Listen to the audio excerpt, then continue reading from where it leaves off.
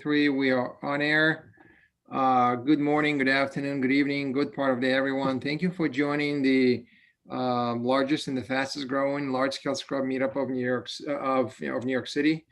By the way, everyone, welcome from the long vacation and the Thanksgiving holiday. Today, we have the pleasure of having in the studio Heidi and John. Heidi Araya, I'm hoping I'm pronouncing his name right, and John Turley. And just a short word of intros for both. Heidi is an innovation product manager at Adaptivist. She's the co-founder and advisory board member of the Open Leadership Network. Heidi trains and speaks a lot at various events and conferences worldwide, and co-hosts a popular virtual meetup series for Agilists. She can tell you more about it. John Turley is her colleague, who's a pragmatic leader for 25 plus years, working at various companies at various organizational levels. John is personally dissatisfied, as many of us are, with the standard discourse around transformation and agility. John is very passionate about applying cutting edge knowledge from fields as diverse as complexity, sociology, and psychology in practical, proven ways. So today, John and Heidi and John and Heidi will be co-presenting. I'm going to pass the baton over to them without any further ado. We're going to stop on the hour, and then we'll budget their speech and their activities as needed. Okay. Off to you, folks. You have it. Yes. Thank you for being here. Thank you so much. Thanks everyone for joining today. Happy to have everybody here with us. And so I'm just going to get my little screen set up here so we can see what's going on. We're just excited to be here today, speaking at this meetup and finally talking about the Agile mindset.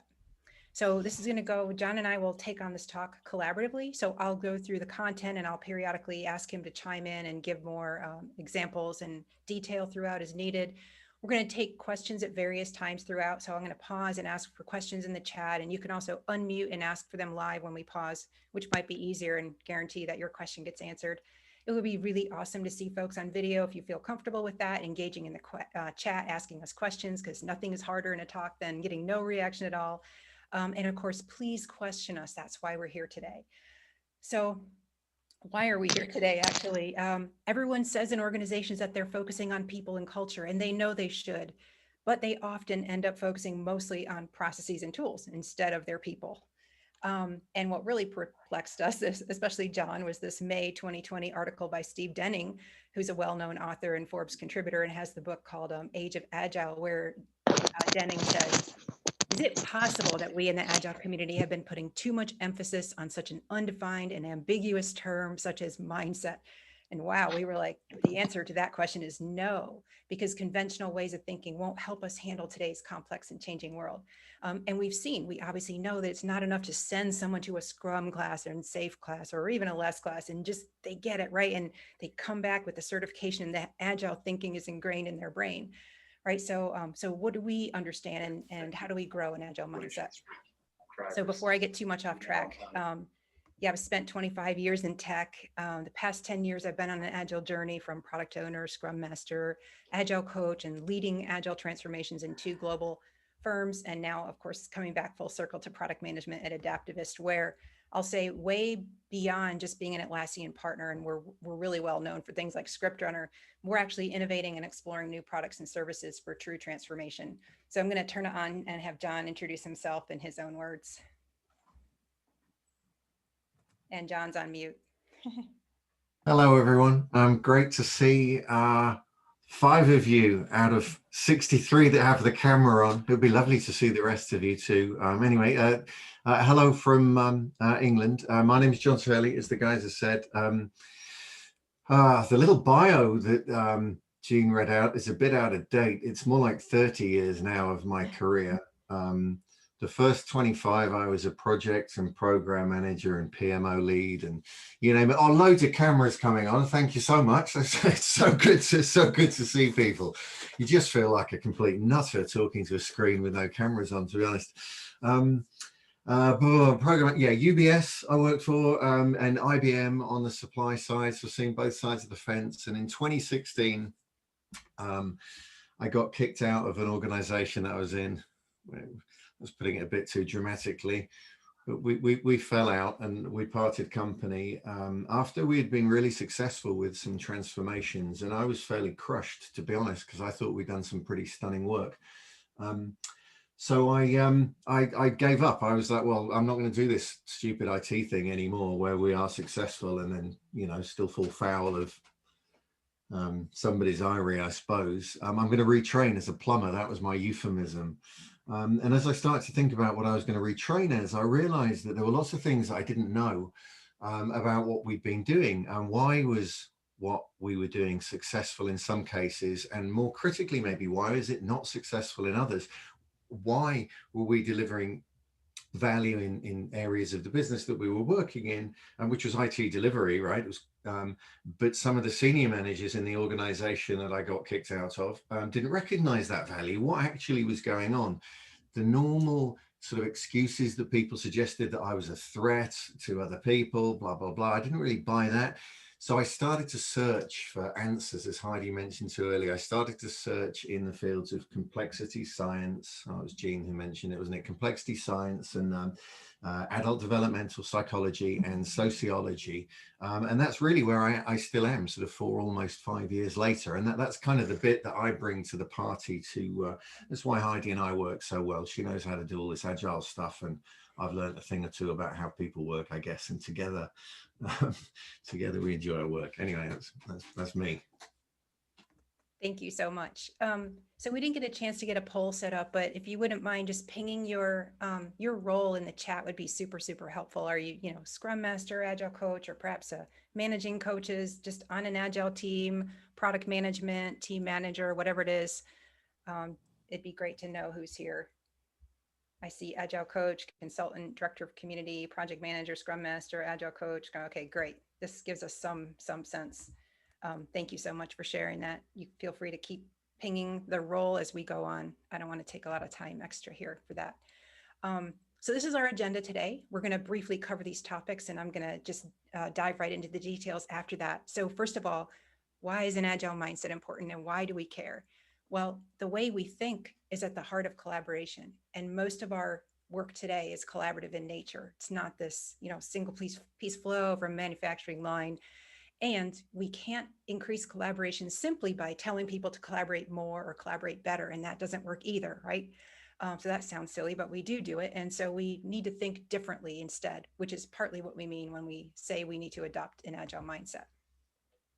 And in our view, a mindset is just a way of looking at the world. It's a sense-making capability, a framework of values, norms, and assumptions about the world, what it is and how it works. And that determines how we choose to act. And this framework is made up of our experiences and our assumptions about the world. So that's what the mindset is. And then we're going to cover, how do I get an Agile mindset? Actually, if you think about it, we're all in a journey of personal growth throughout our lives. It's not a new way of thinking about this, but the Hinduist and Buddhist tradition talks about various stages of enlightenment, and the highest one meaning you've reached the highest level of personal development. So even this idea is not new. Throughout our lives, experience teaches us the world isn't always what we perceive it to be, and then we adjust our view accordingly, and that's developmental psychology. When we understand this idea of changing our perceptions about the world around us, then we can create the conditions in which people might choose to upgrade their own perceptions or mindset. So we're going to share some stories of how we're helping others upgrade their own perceptions and their experiences at work, how they're changing the way they interact with others at work and questioning their own assumptions. Why do we care about an Agile mindset? And everyone's talking about it. We feel intrinsically that this is important, but we're not really sure, why and what the wherefores of it. The complexity in our environment is increasing, of course, and we must, all feel this. And I'm sure that many of you have heard of the Cynefin framework by David Snowden, which many of us in the Agile community have studied. There are many more moving parts than before. Everything is much more interconnected. And when you think of global communications, travel, instantaneous access to nearly all the information that exists in the world, of course, COVID, Black Lives Matter, random tropical storms, there's just less and less of a chance we can predict what will happen with any certainty anymore. And of course, that results in a volatile, unpredictable, ambiguous world. How are we going to deal with that? That's a question. The way of the world works now is in contrast to the world of the previous century. That way of the world has been with us for like 500 years. When we think about Newton, knowing the mass and force, we can predict everything. Adam Smith, and of course, Frederick Taylor's scientific management, and that was for a more stable world. The idea that we can plan and these ideas gave birth to the annual forecasts and the PMP, Prince 2 waterfall management and annual appraisals, plans we stick to rigidly. That works well in a stable world, a complicated world. Even with some things, when you think like I'm building a bridge, one may uncover limited new information while building it, though for sure, even that's likely impacted by COVID, tropical storms, and social unrest. You see, we can't really escape this increasing complexity. Complicating this problem, we're just transitioning to this world. And our schools and universities, for the most part, still only prepare us for this complicated world, not a complex world. And of course, people who are running organizations and managing the work of other people, they sadly don't know what they don't know. In a complex world and complex situations, like the world the majority of us live in, the relationship between cause and effect then becomes nonlinear. John, do you want to chime in a little bit about a nonlinear cause and effect or add something here?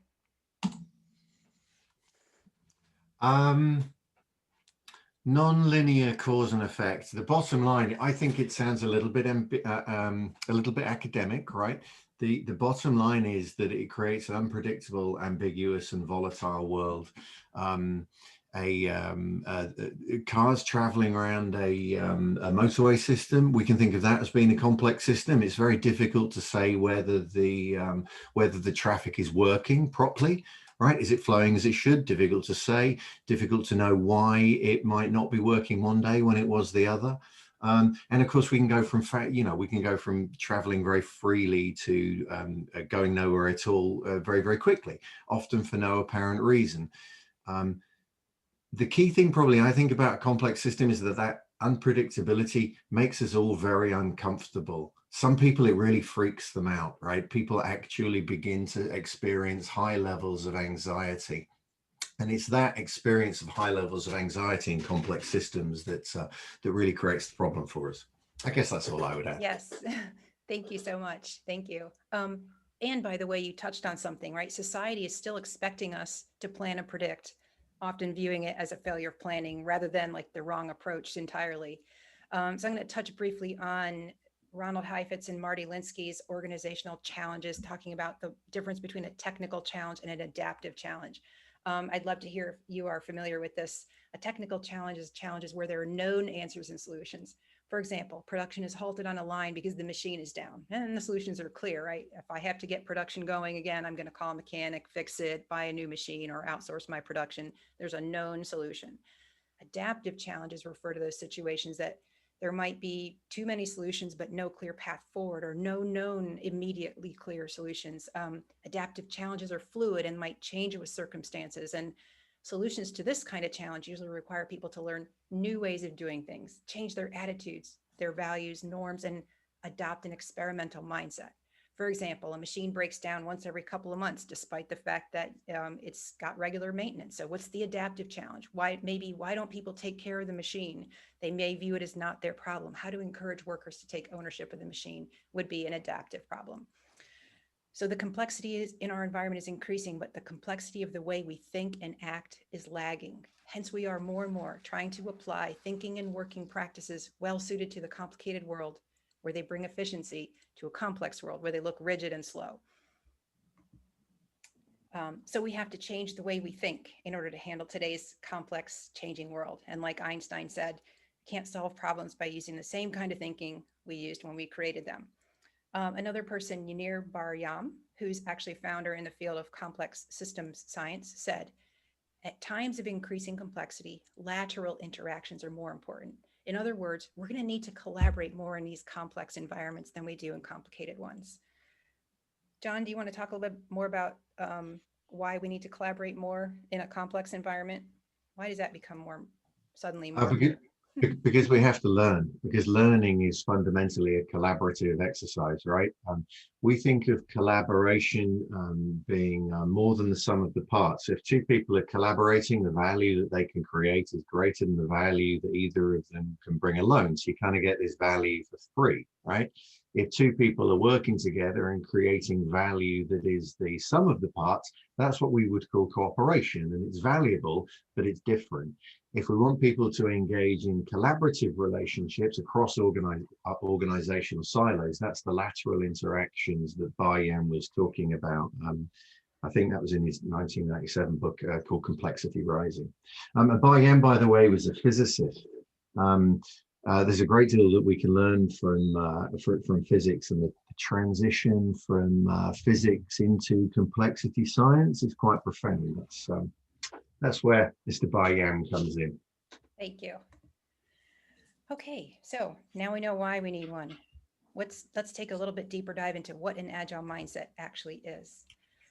So cognitive psychologists used to think that adults stop developing when they reach their mid-20s, that the brain was just fully set in its ways by then. And that if we try to tell someone something and they didn't understand it, that something was wrong with that person.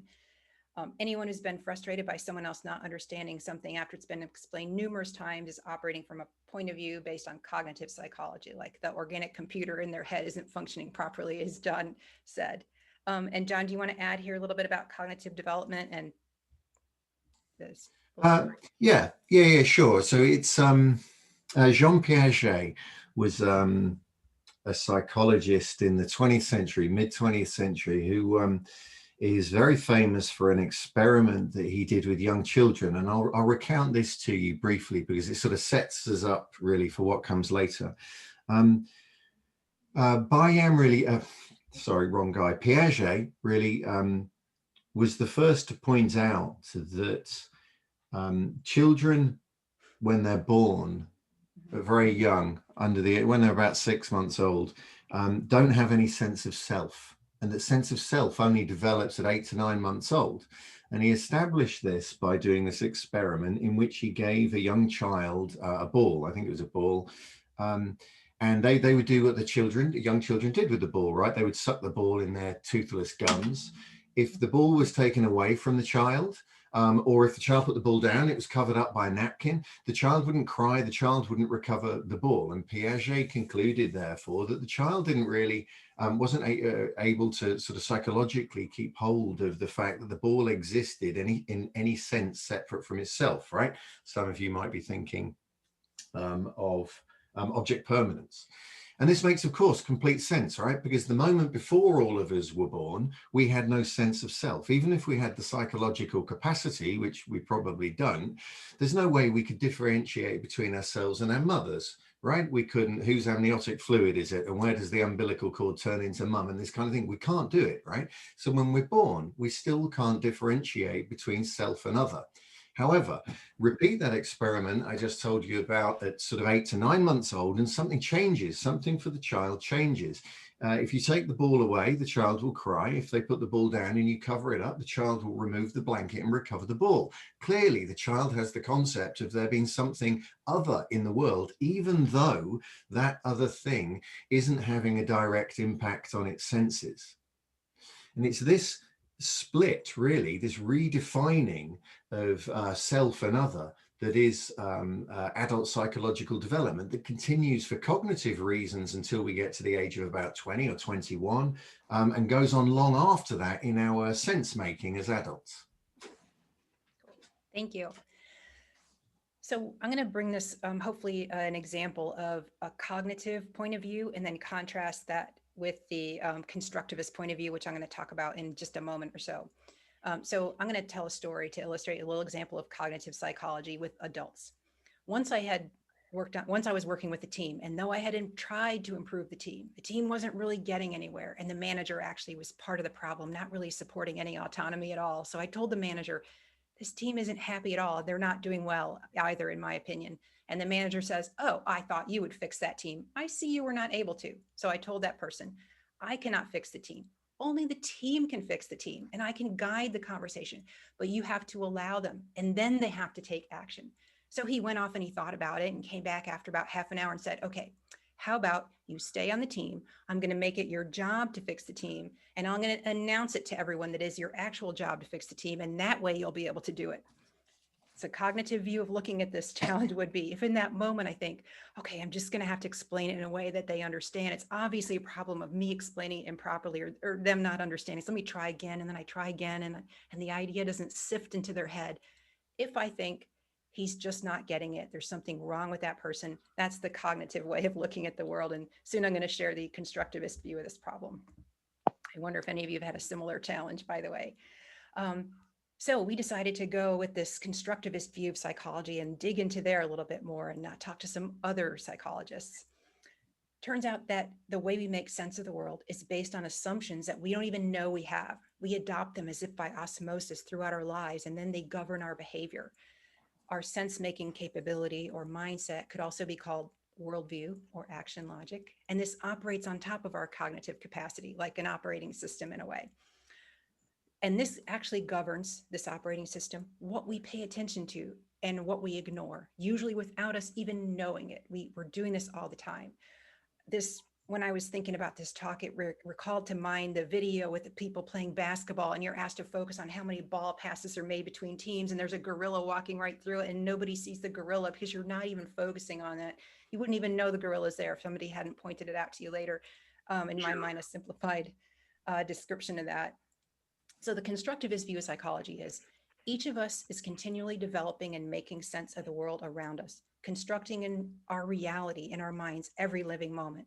So going back to the story about the team, if I look at it from a constructivist lens, I can now think, wow, this person has a life experience and a way of seeing the world that created filters and a way of receiving my words that are so different from my experience and my background that perhaps no matter what I said, he could interpret it completely differently. And no words I could ever say would actually help him to understand intrinsically, the same as I do, that I cannot fix that team.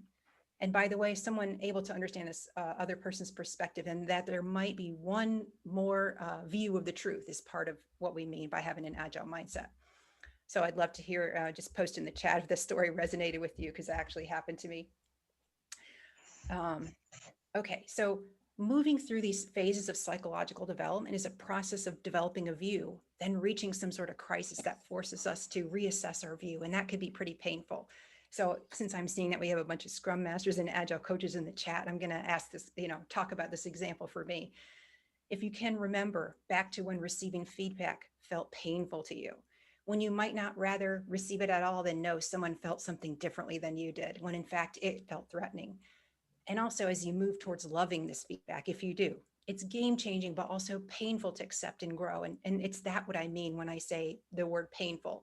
Though, of course, you may have experienced something entirely different as you grew from one phase to the next. And this is just an example that came from me from my own memories. And in fact, now I wonder sometimes why don't more people challenge me or tell me I'm full of crap? So I share that the world is complex and that most people have a mindset tuned for a less complex world. But what happens when the level of complexity exceeds our ability to act in it? And John kind of alluded to this earlier. The result is a high level of anxiety, which hampers our performance at work. And of course, means people are less happy and fulfilled than they could be. So John, do you want to share something else about complexity and thinking and shades of meaning? I think you have a story. Yeah, sure. So earlier on, when I told you about Piaget and the child and that division of self into self and other, this is the process of adult developmental psychology, right? By the time we've hit about 20, 21, maybe 24, the brain has stopped developing. Your cognitive development is done, right? Yet most of us would recognize that we're not the same people as we were when we were 24 or whatever, right? I'm a very, very different person in a very real sense. I've learned things about the way the world operates. The complexity of my mindset has increased.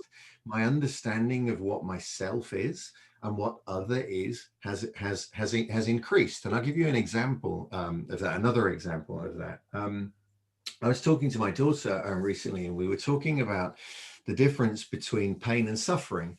Now, my daughter is 16 years old, and she couldn't grasp the idea that there was a difference between pain and suffering, which is, very reasonable. Neither could I at 16 or 26 or 36, maybe 46, it had begun to dawn on me that there was a difference, right? But at some point through my development as an adult, through my growing up, I realized I realized that pain wasn't always bad. Sometimes it was desirable if uncomfortable. Suffering, however, part of the human condition, that maybe is always bad. For me, they're two separate things. So there's an increase in complexity there compared to my daughter, because she only has this one thing, this pain suffering thing, right? So as we move through different developmental stages, essentially what we're doing, this is a gross oversimplification, it's a horrible thing to say really, we're drawing our self-esteem from different places. To begin with, at an early stage, we're drawing our self-esteem from the membership of the group. Later, as we move to the next stage, we might separate ourselves from the group and start to draw our self-esteem from our expertise. Now, because our expertise and our sense of self are closely intertwined, when people criticize our expertise, we experience it as being a personal attack. And that's why, because our expertise and our sense of self are the same thing. At some point, we realize that's not a very useful way to be operating, and we need to open up our sense-making capability to something more complex. So our complexity processing capacity increases, and we can start to realize that lots of other things, lots of other expertise needs to come together to produce the output that we're looking for. But all of these ways of making meaning, as I say, gross oversimplification of developmental stages, are conventional. They are the conventions that we absorb, as Heidi said, as if by osmosis all through our lives. At some point, for many of us, about 25% of us, in 40s, 50s, somewhere around there, people get to a point where they go, oh, hang on, none of this conventional stuff makes sense. The world isn't a machine, and it doesn't go well if I follow the right process. And if I hit my objectives, I don't get my bonus, and all that kind of thing starts to collapse. And we move into a post-conventional way of thinking, where we are moving beyond the conventions that society gives us. And really, that's an agile mindset to us. That's what an agile mindset is. That's truly thinking out the box. You've worked out what the box is. It's a conventional way of thinking. You can see it because you've surfaced a lot of those conventions that you were subject to be able to hold them as objects and examine them.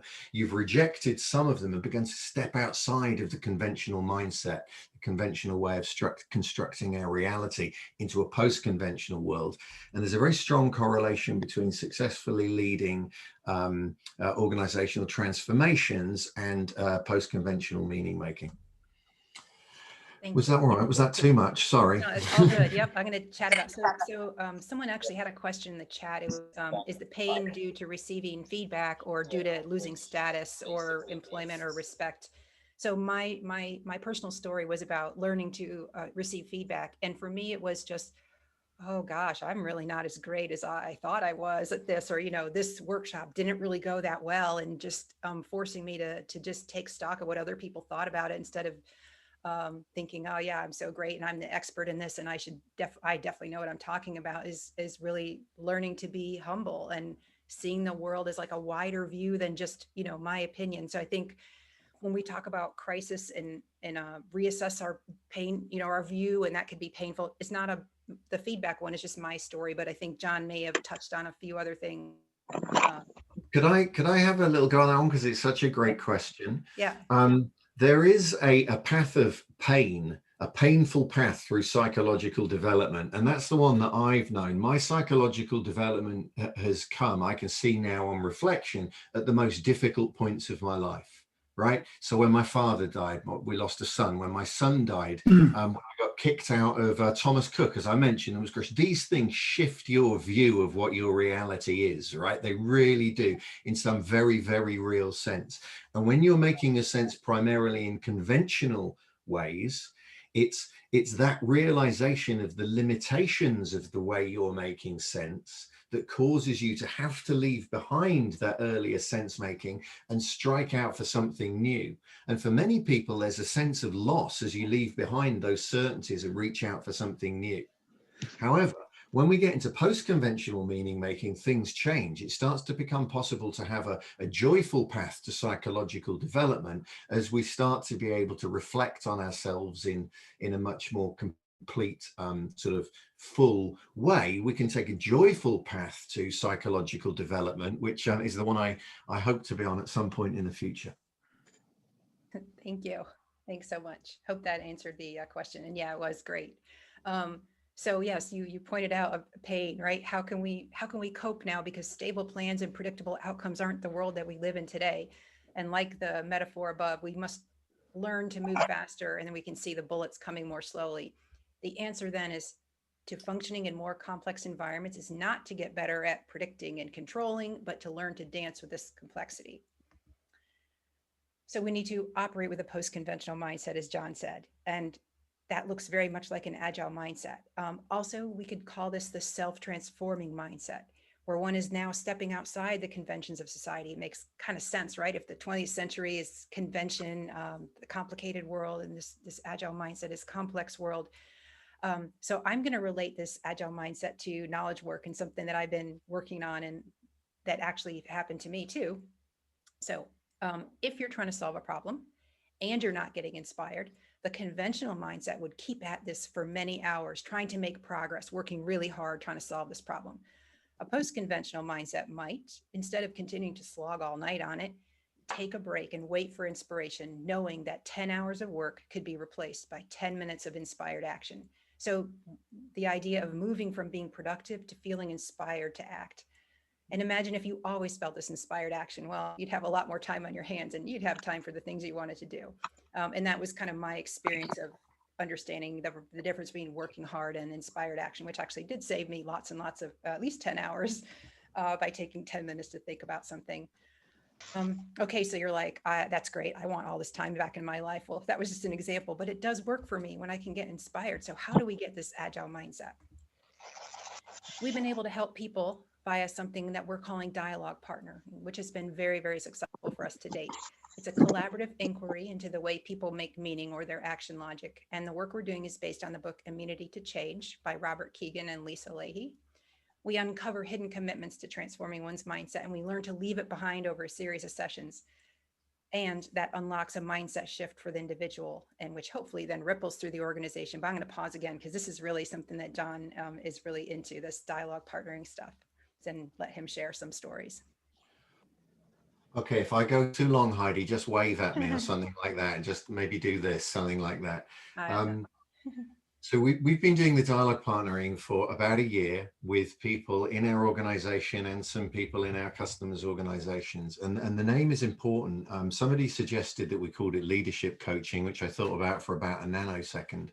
I have two problems with leadership coaching. One is the idea that as soon as you mention leadership, people think that it just refers to people up the hierarchy. And in our world, right, everybody should be leading at some point, and everybody should be following at others, irrespective of where you are in the hierarchy. And the idea of coaching, to me, introduces another hierarchical idea, the coach and the coachee, right? That's the language that lots of people use. That's the common vernacular. And obviously there's a hierarchical relationship between the two. Now, most of you, I'm sure, that use the word coach will work really hard to rebalance that relationship so that there isn't a differential in power. But if you're going to do that, why bother calling it coaching in the first place? So we just called it partnering. Now that word dialogue is important because a dialogue is a form of conversation that stands opposed to, let's say, discussion. In a discussion, I put my case, you put yours. We have some sort of debate. We try and judge them against some sort of criteria. We agree which is the best way to go, and off we go, right? In a dialogue, we don't do any of that. A dialogue is a collaborative inquiry into something, into meaning making in this case. It's an exploratory conversation between two partners into what's really going on in your meaning making. And Keegan and Leahy give us a structure to do this. We run it over sort of an 8 to 10 week program, an hour a week normally. And you start out by thinking, what are we committed to? What would the individual like to commit to? And an example might be, one individual I worked with, in fact, most individuals that I've worked with, there have been 20 in the course of this year, come up with something fairly similar. What everybody wants to do is get better at supporting autonomy or creating an environment in which people can be autonomous or something like that.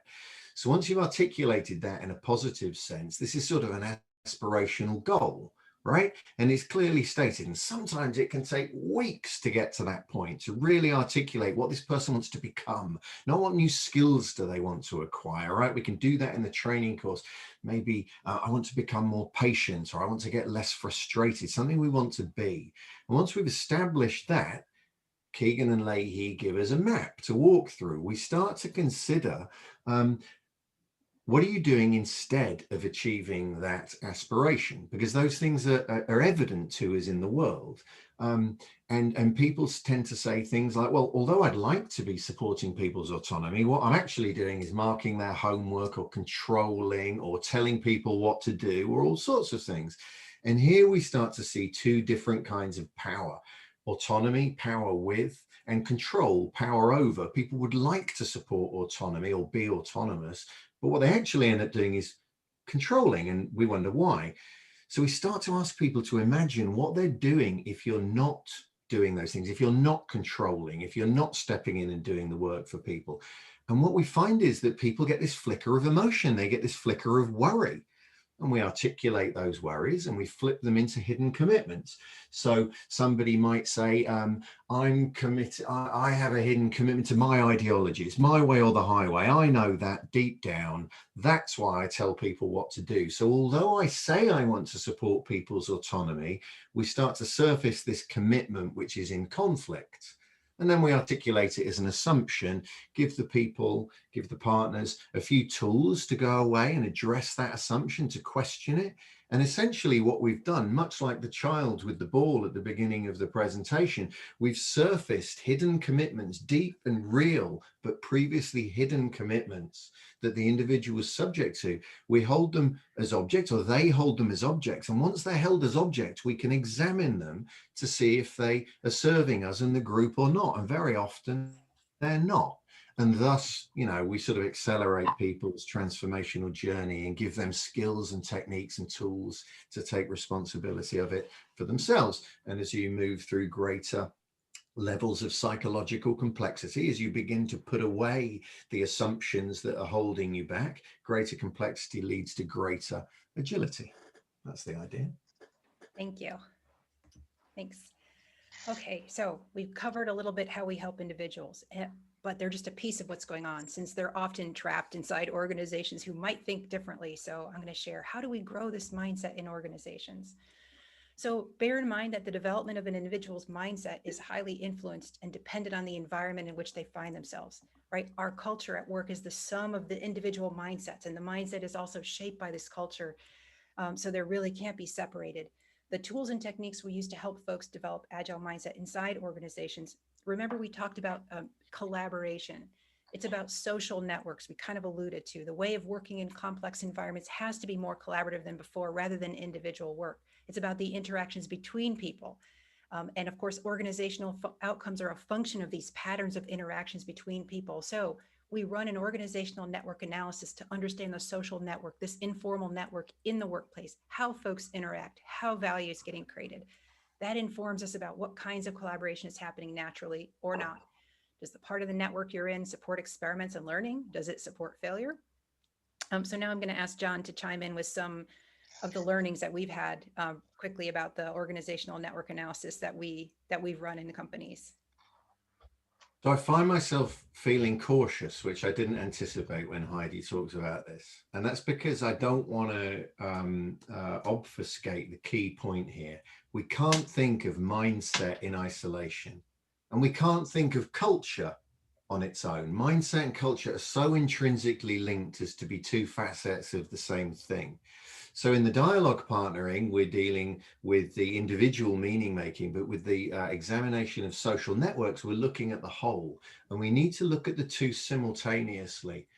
And we need to see the paradox in looking at those two things simultaneously, which is a a development that happens at post-conventional meaning making, that holding on to paradox. But what we start to use this for in a practical sense is when we start work with organizations, we use we map social networks, and we look for archetypes, and we have three. There's a hierarchical archetype, so it's ever so easy to see in the network structure, which is based on real data, right, from various places.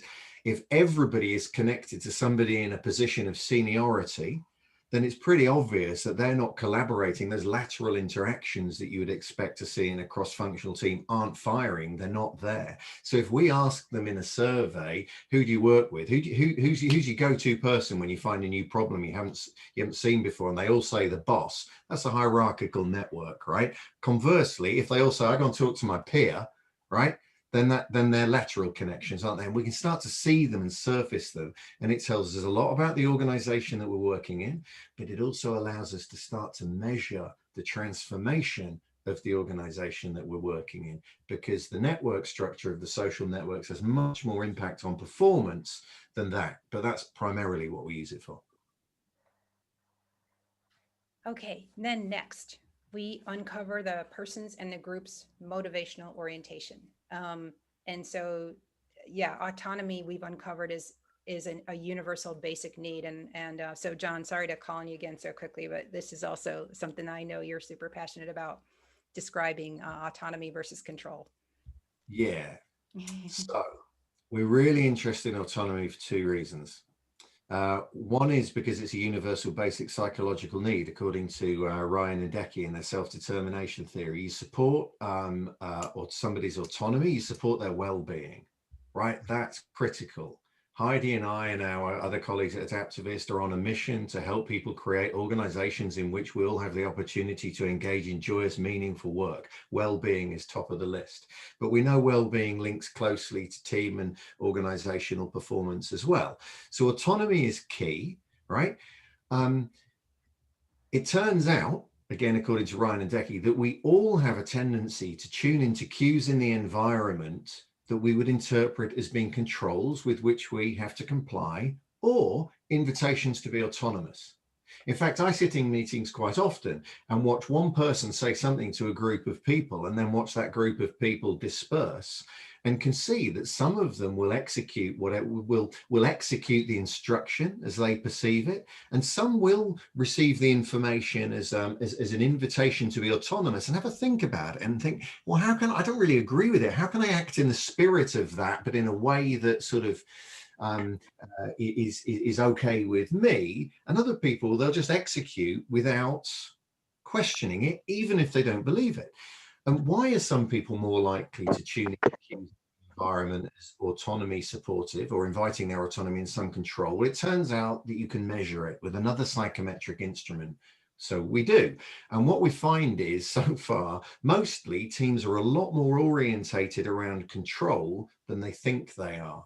So resetting their expectation around that is all about helping them understand that they need to work harder to support the autonomy of their colleagues than they thought they might do.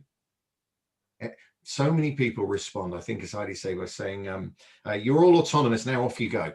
And that's not enough, right? In a control-oriented environment, we know that's not enough, but we don't know what to do instead. And we just have to work harder to trigger people's autonomous orientation so they go and act autonomously. Right. So there's another great question. I'm going to, I think we might answer some of this, but John, take a look at the question in the chat, and I'm going to move on for now to talk about some of this other stuff. So how can we unlock autonomy in groups, right? So now we know where they stand with versus control versus autonomy. We think about their meaning making. We've done these surveys. So we've used a few groups, several methods in Adaptivist and with our clients. And one of them is called action learning groups, which is a technique developed by Reg Revens, which contains a structure to support dialogue. That is, someone talks, people only listen, and then ask clarifying questions and so forth. It's like a structured dialogue technique. And this might resonate with some of you Agile coaches about how we facilitate with liberating structures and such. The idea is for people to begin to have authentic dialogue. And that begins to be more like this collaborative inquiry, which leads to learning and experimentation, which leads to eventually transformation, of course, when enough people engage in it. And the second thing that we've done inside Adaptivist in our clients is something that we're calling an Agile mentoring workshop, which is similar to a value stream mapping workshop. And we combine this workshop with insights into the other measures that we now have about the organization. And we look to improve the conversation connections happening between people in real time. I'm going to go into a little bit more that into depth about a particular client that we had. In this workshop, we're guiding people to experience new ways of working and create a safe space for people to speak up and share their opinion, even widely differing opinions. And we actually tell the client, this is going to feel messy. This might feel awkward. It's important for the team to co-create their meaning. And that's how we transfer knowledge to arrive at this common understanding, this shared understanding. By the end of the workshop, the team actually has something to concrete to work on together. They're all bought in by this point. And at a recent client, over a period of 4 remote sessions and 16 hours total, we could actually see this conversation changing perceptibly. The group of people had turned into a much more cohesive team. The dialogue went from sounding threatening to some participants who said so openly to a different tone altogether. People began to actually reach out to other people and say, you know, I'm not going to chime in right now. I'm looking for so-and-so's opinion, which was really, really amazing for us to see. They began to challenge old ways of doing things. And of course, by the end of the workshop, they were really excited to take the next steps in their journey towards agility together that they had identified as a team. And leadership even expressed to us that people had begun interacting in very different ways, even before the end of the workshop.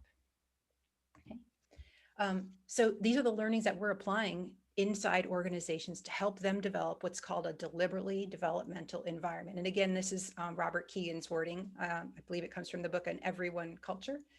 We want folks to care about the work getting done, but also care about how it gets done, how folks interact with each other so we can unlock deep collaboration. Everyone prefers to act autonomously, and we need to find new ways to trigger autonomy.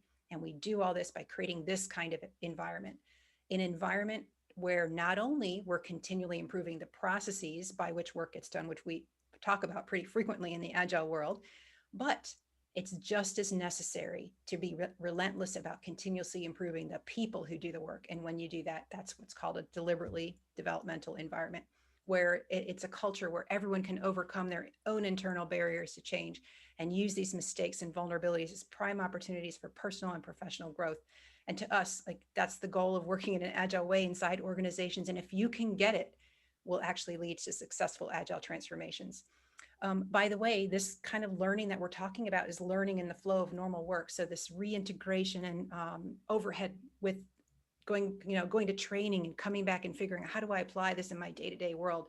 That doesn't exist because we've just took learning in the flow of their work. And so here are the things needed to establish a deliberately developmental environment. We need to bring people together to solve a problem. The problem should have these 4 criteria: complex problem, salient, meaningful, and disequilibrating. It's a complex problem if you need different people to figure it out in different perspectives, right? If it's something that you can solve on your own, well, that's not a complex problem. A real business problem, not one that's just kind of invented or doesn't really matter. Of course, it's one that people agree needs to be solved. And then it should be a call to action on how we're going to solve this problem. By the way, I will say it's a great place for an open space. Or what we do is this Agile mentoring workshop. It needs to be relevant to their day-to-day work. Again, a true problem that's occurring in their work. For example, the client we worked with recently had challenges with onboarding new clients onto their platform. They approached us with this problem and we worked with them to encourage those right conversations to happen. Another client has problems with quality and rework on their platform. These are meaningful and relevant problems to solve.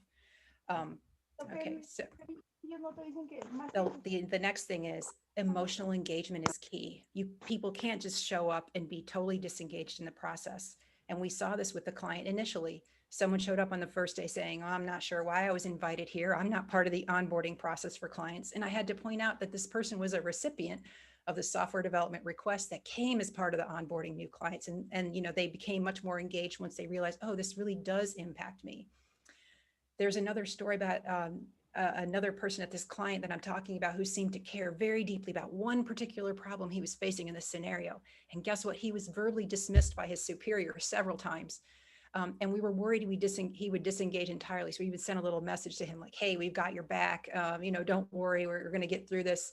he spoke up in a situation that didn't have a lot of safety, and he kept speaking up throughout the workshop. And we actually wonder whether he would have had he not gotten this explicit support from us, but it was a happy moment when he decided to do that.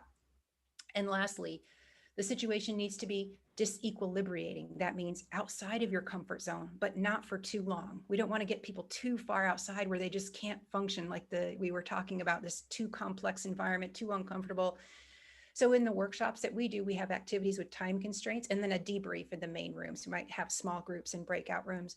That helps getting people outside their comfort zone, but having frequent breaks and short activities is key.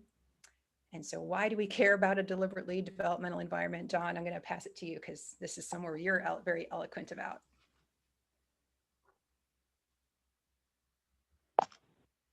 You're on mute. Yeah, sorry, I was just answering some questions in the question regarding collaboration trigger, and I missed what you were saying, Heidi. Oh, why do we care about a deliberately developmental environment? Oh, okay, because back to that, the environment and our mindset being two facets of the same thing, then being fundamentally connected, two sides of the same coin, right? There's a lot of research to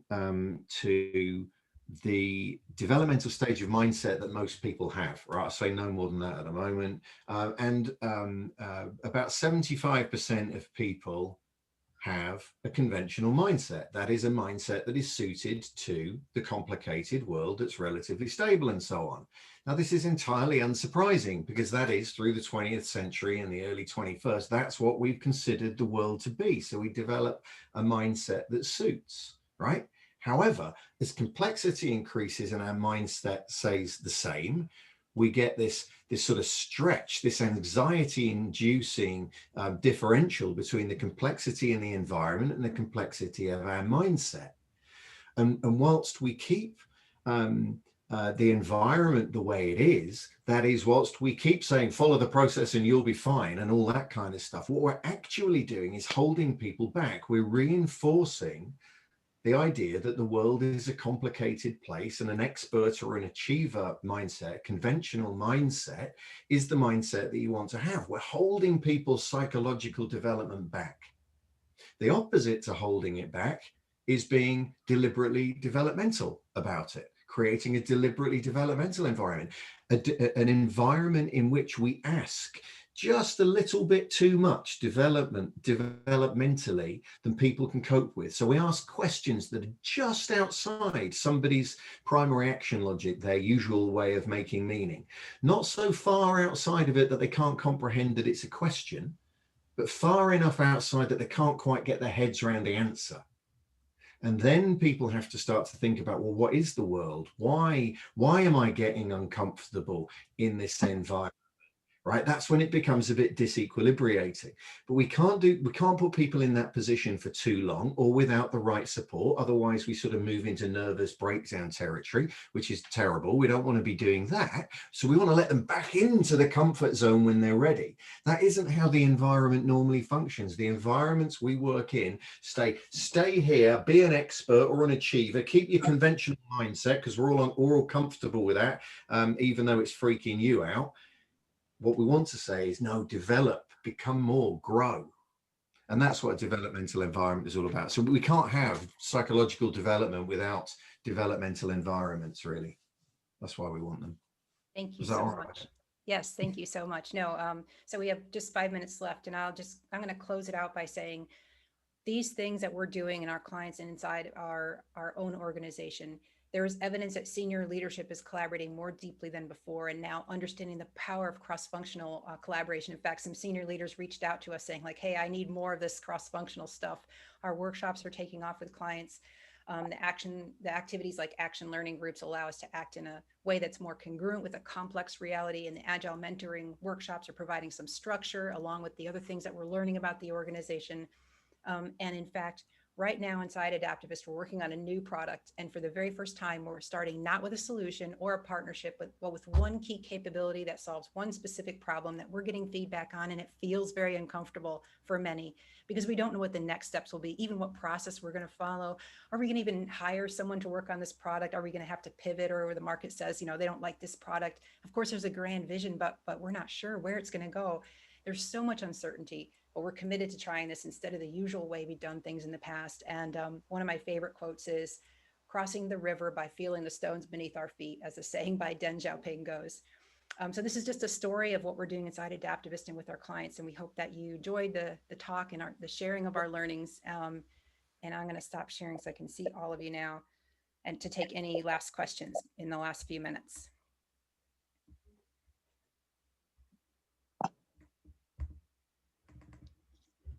No questions? Oh, yeah, we got one there from Paul. Thank you. Very thoughtful and applicable. And my first time with the group, I appreciate the welcoming sense. Very quickly with my clients, explorations of these things lead to the question which they want me to answer. But anyway, that's great. So what structure do we create for an organization, which is a structure that supports and allows and promulgates this? Because they rightly identify that the structure of the organization is tied to the mindset. So I'd be interested, because they want to change some people's mindsets. And then when you guys leave, they want a business structure that helps engender that. I wonder if you could share a minute on that. Thanks, everybody. Do you want to have a go at that, Heidi, or me? Yeah. So I don't think that simply by changing the organizational structure, it's going to change everything. Rather than go for a reorg first, I mean, I've seen many reorgs not solve any problems at all because people haven't really changed the way they collaborate. It could be part of it could be a partial solution, but I wouldn't do that first. I would start somewhere else and start looking into the way people are collaborating now. What's stopping them from collaborating, and all those things that you say that they want. What find out more deeply what's stopping them, and then perhaps start in a small area doing some of these things that we're talking about, action learning group, or even an open space or whatever. And I'm going to turn it over to John to add on his thoughts. Something did just spring to mind. One of the things we can use organizational network analysis for, once we've created the social map, you can see the people, you can identify the people in the network that are already collaborating. So when I joined Adaptivist, we did an ONA of the whole organization. I just said it would be a great way for me to get to know how the organization was really working. And one key person stood out. Turns out her name was Brenda, but I didn't know that at the time. And Brenda was doing a couple of really key things. She has, first of all, she had a lot of connections to other people, according to the survey data. But critically, she had a lot of connections across organizational boundaries, across silos. Interesting. But we can also identify collaborative ties in the network. Right? Long story, but where we identify, oh crikey, no, it's too long a story. We can identify collaborative ties in the network, so we can see which relationships in the network are likely to be cooperative and which are likely to be collaborative. So nobody really knew that Brenda was doing this. So we learned something new from the work. And then what we could do was call Brenda, say that it was recognized, it was valued. How could we help her do more of it? So in that sense, we weren't trying to start collaboration. We were trying to fan the flames of collaboration that was already burning. That worked rather well. There's another question. I'm going to kindly ask everyone to make a note of your contact info and reach out to you directly on demand as needed.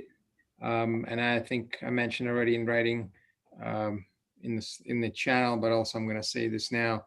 The recording will be posted, available within a couple of hours, maybe tonight at the latest, with the deck from Heidi and John. So those that couldn't make it or want to replay it, they can have access to it very time soon.